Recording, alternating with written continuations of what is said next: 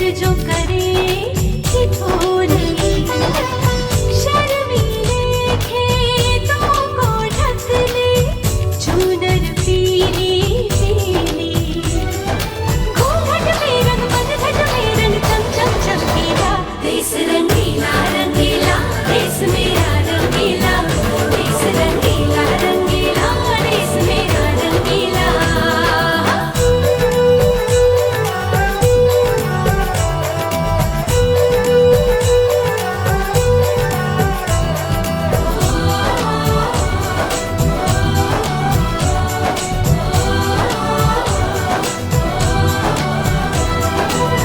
अबीर गुलाल से चेहरे हैं यहाँ, मुस्कानों की टोली।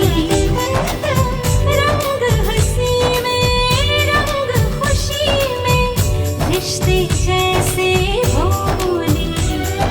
बादों में रंग यादों में रंग रंग रंग रंगीला, देश रंगीला रंगीला देश मेरा रंगीला, देश रंगीला रंगीला देश मेरा रंगीला।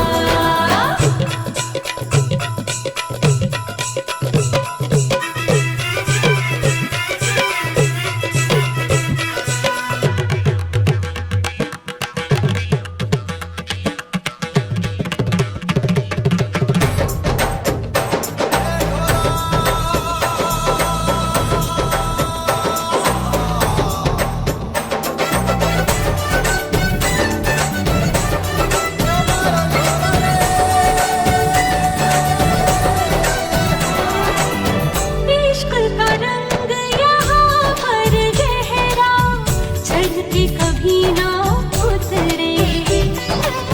सच्चे प्यार का ठहरा सा रंग, चलते पर ना बिखरे।